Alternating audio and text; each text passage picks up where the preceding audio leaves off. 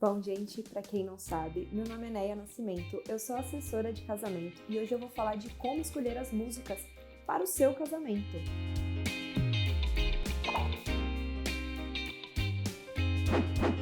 Essa é uma tarefa muito difícil para os noivos, geram muitas dúvidas e fica muito complicado às vezes dos noivos saberem o quê, porque cada hora é uma pessoa falando o que tem que fazer, como tem que fazer, e como eu já falei várias vezes, todo casamento tem que ter identidade dos noivos. Então é importante que vocês se espelhem sim em muitas referências, mas que vocês tragam tudo aquilo que é de vocês, tudo aquilo que vocês gostam, tudo aquilo que vocês acreditam para o casamento de vocês. Dessa forma, cada ponto do seu casamento será identificado por seus convidados. Quando o convidado chega, ele vai identificar ali o rostinho do noivo, o rostinho da noiva. Então é muito importante que vocês tragam referências, mas que não sigam ao pé da letra.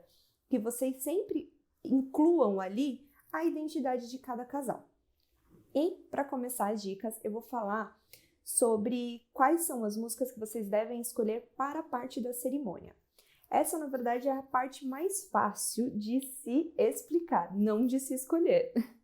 Porque para se explicar é muito simples. Para a cerimônia, você vai escolher a quantidade de músicas e a ordem de entradas que você determinou para o seu casamento.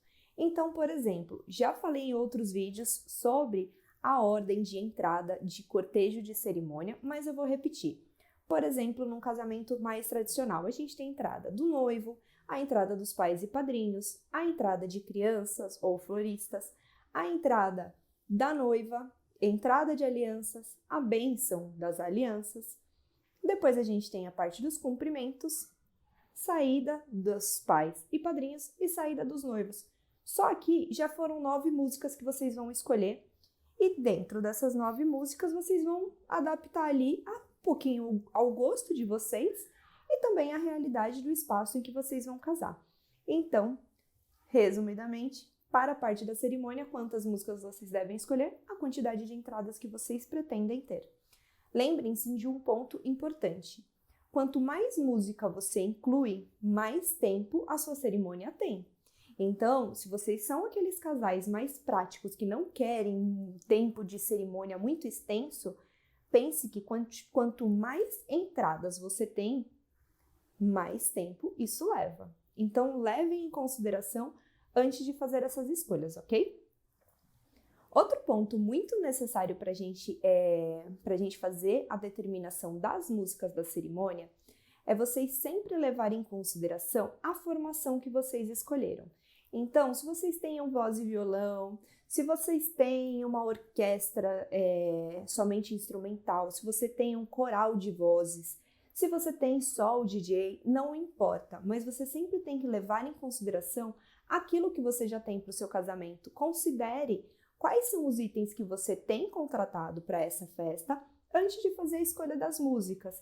Por quê? Se você de repente tem um violino para tocar na sua cerimônia e você escolhe um repertório que não fica tão adequado ao violino, sei lá, uma música que tem a parte mais forte como a percussão, então não tem muito sentido, entendeu? É muito importante que vocês avaliem o que vocês têm contratado.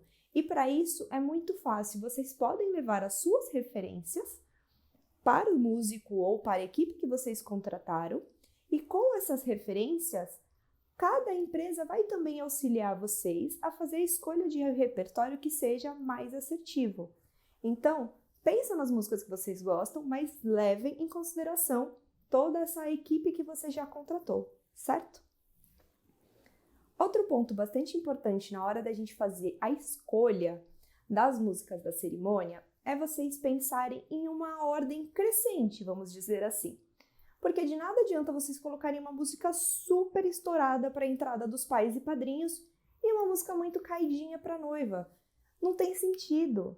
Sabe quando a gente está assistindo um filme, quando a gente está vendo uma série, que o momento mais emocionante é a hora que a música toca mais alto? É exatamente isso que você precisa trazer para o seu casamento. O momento mais emocionante é a entrada da noiva, a entrada do noivo. Não outras entradas, não é a entrada do padrinho, não é a entrada dos pais. Então façam a escolha do repertório de uma forma crescente. Entendam e vão colocando essas músicas cada vez uma como se fosse superior à outra, para que um momento não apague os demais. Senão você coloca uma música muito forte e impactante no começo e depois você vai caindo, caindo. Isso dá um desânimo na cerimônia de vocês. Então é importante realmente que vocês façam sempre uma crescente. Coloque essa música para cima conforme as entradas. Você também pode tirar essa dúvida com a equipe que você contratou, seja um DJ, seja uma orquestra. Eles vão explicar um pouquinho mais aprofundadamente, mas é importante que vocês já tenham essa referência para a hora que vocês forem levar as músicas que vocês já gostam, certo? Outro ponto importante na hora da gente fazer a escolha das músicas da cerimônia. Leve em consideração o espaço que vocês vão se casar. Por que vocês têm que levar em consideração? Primeiro, se vocês vão se casar em uma igreja, em um templo, algo do tipo, podem existir regras e normas que vocês devem seguir. Essas regras geralmente já estão colocadas ali no contrato de vocês, ou elas também podem ter sido colocadas em um guia de noivos que foi entregues, enfim. Vocês precisam levar em consideração essas regras para que no dia vocês não tenham nenhuma surpresa. Entendam que, antes do início de todo o cerimonial, os músicos batem essas músicas com a equipe da igreja, com a assessoria, com o padre. Isso aí vai divergir ali, vai mudar de cada lugar. Mas isso é acertado entre eles. E se houver alguma restrição que vocês não levaram em consideração, pode gerar ou um constrangimento ou, de repente, a igreja impedir de tocar alguma música específica, sabe? E aí isso vai gerar o quê? Uma frustração dentro de você. Você vai entrar esperando uma música e quando você vê tá tocando outra. Porque de repente não foi permitido escolher a música que você escolheu. Mas isso acaba que a gente consegue não ter esse problema quando a gente deixa aquelas coisas alinhadas, como eu já falei para vocês. Alinhou no contrato o que pode e o que não pode, não vai ter erro. Não vai ter como vocês fazerem algo que de repente não pode depois. Então, alinhem as expectativas e levem em consideração onde vocês vão se casar. E uma dica extra, quando a gente diz leve em consideração o espaço que vocês vão se casar, é principalmente quando a gente está falando de casamentos na igreja ou casamentos que você, noivo, você, noiva, quer trazer um momento mais de emoção ali na cerimônia. Então, assim, vale um pouquinho de bom senso. O que eu digo com bom senso? Um hino de time, por exemplo, um hino do Corinthians, um hino do Palmeiras, um hino do São Paulo, não importa qual time seja, ele sempre vai gerar uma brincadeira, ele sempre vai gerar uma zoeira. E se a expectativa de vocês é que o casamento seja mais sério, seja mais tradicional, tenha um quê de emoção, não tem sentido você colocar um hino de um time, sabe? Porque não importa, aquelas pessoas que são do mesmo time que você vão gritar vai Timão, ou vai São Paulo, ou vai Palmeiras, e aquelas pessoas que não são podem dar aquela vaiada. Imagina você entrando no casamento sendo vaiada. E não tem como, porque assim, o hino, ele é uma brincadeira. Então vale o bom senso, tanto para os noivos na hora da escolha, quanto para você convidado. Porque se o noivo escolheu entrar com a música do time de coração dele, e você não é do mesmo time, só respeita, não precisa gritar, não precisa fazer algazarra, principalmente se for contra, respeita. Espera a entrada da pessoa, você tá lá como convidado, você não precisa julgar, certo? E aí a gente vai falar um pouquinho sobre as músicas da festa, como você deve pensar e planejar esse momento. A maior parte das festas a gente sempre, quase sempre, acho que, sei lá, 90%, 100% a gente tem um DJ. Seja esse DJ para intercalar com a banda, com o grupo, com a orquestra, com o que você tiver contratado para o casamento, geralmente a gente também tem um som mecânico. Então é importante que quando você tem esse som mecânico, você identifique quem é o responsável por esse som. Se é um DJ ou se é uma música que vai ficar ali em looping, você vai fazer uma playlist. É importante que você saiba quem dá o nome ao boi. Coloca ali quem é que está cuidando dessas músicas. E se for uma pessoa, se for uma empresa, bate um papo com essa pessoa. Alinha a sua expectativa para o casamento e o que ele pode oferecer. Alinha, se vocês são um casal mais tradicional, os convidados são um pessoal da igreja e vocês não querem uma festa com uma balada, já alinha isso no início. Porque o que vai evitar? Vai evitar que essa pessoa coloque uma música que seja desconfortável para você e para os seus convidados. Deixe isso tudo alinhado antes. Cria um documento, manda por e-mail, escreve, cria uma playlist. Facilita um pouquinho também o trabalho dessa pessoa que tá cuidando do seu casamento. A gente que é do mercado, a gente faz muitos casamentos. Para sua assessora, pode ser fácil lembrar porque ela vai cuidar só do seu casamento. Muitas vezes o DJ tem um evento no manhã, outro evento à tarde, outro evento à noite. Ele pode não ter todo esse cuidado. Então tenha você o cuidado para o seu casamento. Você é o responsável por isso. E muitas vezes, mesmo a gente contratando, é importante que a gente tire todas essas dúvidas e não deixe nada solto, entende? E sobre a escolha, pense assim, se já é o contrário. Se vocês querem uma pista muito bombada, assim, aquele casamento que a gente vai dançar do começo ao fim.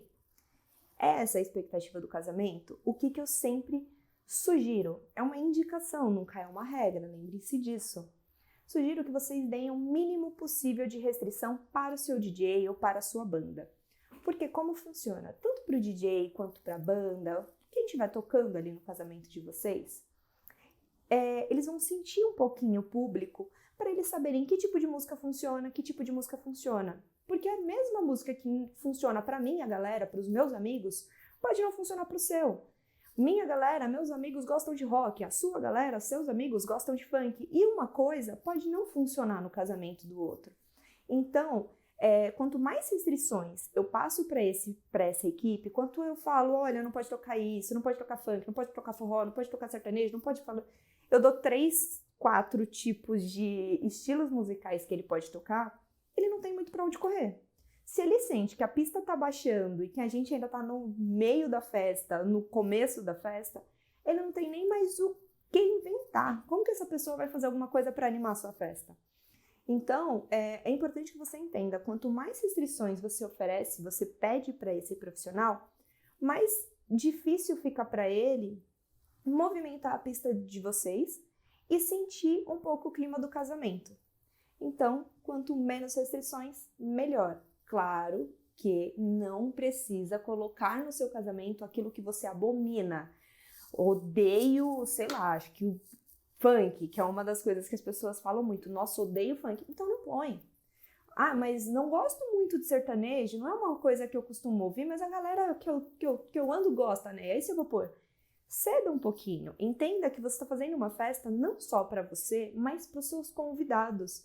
Eles precisam estar à vontade nessa festa. Levem em consideração o gosto das pessoas que convivem com vocês, certo?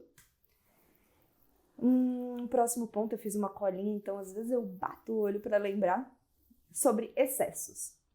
Eu já falei isso em outras lives, mas sabe aquela regra do menos é mais? Quase sempre ela funciona em praticamente quase tudo na nossa vida. E sobre as atrações, também é isso.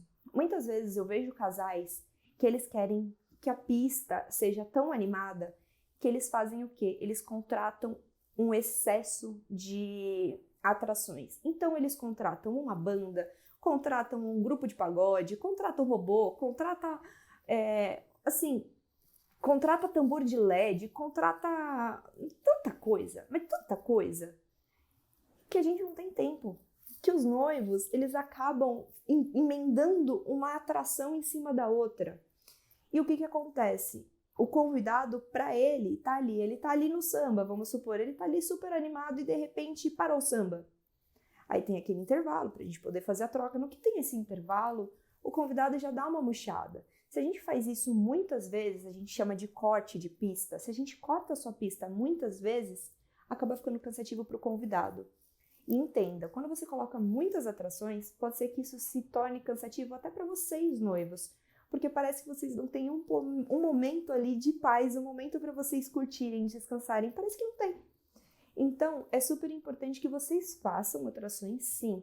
Mas pensem sempre em não cometer e contratar atrações demais. Isso pode atrapalhar o casamento de vocês, certo? Um outro ponto para falar também sobre essa questão de como que a gente trava a pista, corta a pista, é quando os noivos pretendem fazer algum vídeo, seja um CMD, seja uma retrospectiva, seja algum vídeo que vocês tenham do pré-wed, não sei, não importa. Como que vocês, qual o tipo de vídeo que vocês querem passar. Mas pensem assim, existe um momento ideal para isso? Existe. O momento ideal para a gente passar um vídeo é antes de abrir a pista. Ou, se não foi possível fazer isso antes de abrir a pista, faça isso no momento do buquê. Não fica cortando a pista de vocês, a pista de dança, se o intuito é que a pista bombe, se o intuito é que aquela pista fique sempre cheia. Porque senão você faz o que com o convidado? A gente brinca que parece uma missa, né? O convidado tá lá dançando, senta para assistir. Aí ele assiste, levanta para dançar. Aí depois senta para fazer não sei o quê. Não tem sentido esse senta, levanta, senta, levanta. A festa ela tem que ser, assim como as músicas da sua cerimônia, uma crescente. A gente começa baixinho realmente, a gente começa para os convidados chegarem, se adequarem, se cumprimentarem mais baixinho. Na hora da refeição, do jantar, do almoço, a gente também, ela tá numa música, uma pegada mais leve, uma coisa mais que dá pra gente se comunicar. A hora que a gente abre a pista, é bagunça, é brincadeira, é sorriso, é você ir até a pista para dançar mesmo. Não tem sentido a gente cortar essa pista no meio. Quando a gente corta, é o que eu falei, pro convidado, ele não sabe que vai ter mais coisas. Muitas vezes é ali que ele vai embora. E aí acontece o oposto do que você estava esperando. Acontece que os convidados vão embora e sua pista fica murchinha. Então, leve isso em consideração na hora de vocês fazerem essa parte de desenhar ali, de como que vai funcionar a pista de vocês, certo? O último ponto que eu coloquei aqui, na verdade isso é uma dica, vamos dizer, extra, não é nem sobre música especificamente, mas sim sobre a estrutura do seu casamento, é uma dica muito séria. É importante que vocês, noivos, quando forem contratar um espaço, identifiquem quais são as regras e limitações em relação à música. Alguns noivos, eu já tive casos de pessoas que eu conheço que o sonho da vida deles era ter uma banda X no casamento. E quando eles começaram a fazer o planejamento, eles não se atentaram que o espaço que eles contrataram não tinha isolamento acústico e era numa região residencial. Quando a gente entra nesses casos, o espaço não permite a contratação de banda. Quando eles foram contratar a banda, o que aconteceu? Não podia. E aí eles tiveram que, no meio do planejamento, abrir mão de um item que para eles era essencial. Então, quando vocês pensam em música do casamento, determine o que é o essencial para vocês. Se é uma música com DJ, se é uma música com uma banda, se é uma escola de samba. E já leve para o espaço onde você pretende fazer sua festa, que essa é uma necessidade, essa é a intenção de vocês. Dessa forma, vocês alinham as expectativas muito antes da contratação e também não tem nenhum problema depois. Vocês conseguem fazer a contratação de todos os seus serviços, todas as suas bandas, ter a festa do jeito que vocês imaginaram, a pista super bombando, sem ter nenhum problema com nada nem com ninguém. Lembrem-se que quando vocês fazem a contratação de algum item que seja de desacordo com o espaço onde você vai se casar, isso além de te trazer problemas no pré, pode te trazer problemas no dia. Porque se a gente tiver uma fiscalização de som, da altura do som, de qualquer forma vai parar a sua festa. Então, assim, não é uma coisa que a gente consegue, a gente não casa todo dia. Vamos levar em consideração todos os prós e contras antes de fazer cada contratação. Beleza, gente? Vou ver se tem mais alguma dúvida por aqui. Se vocês ficarem com alguma outra dúvida em relação a algum outro assunto, vocês podem deixar aqui na nossa caixinha de perguntas ou podem me mandar um direct. Como eu já falei outras vezes, a minha ideia, na verdade, é trazer cada vez mais conhecimento para os noivos, porque eu tô cansada de ver noivos tristes e chateados por terem sido enganados, por terem contratado coelho por lebre, sabe? É muito difícil pra gente, da parte de assessoria, ver noivos tão chateados com itens que a gente conseguiria resolver de uma maneira tão fácil, se a gente tivesse prestado um pouquinho mais de atenção e se vocês tivessem um pouquinho mais de conhecimento. Então, a ideia aqui é sempre trazer conhecimento para vocês, noivos.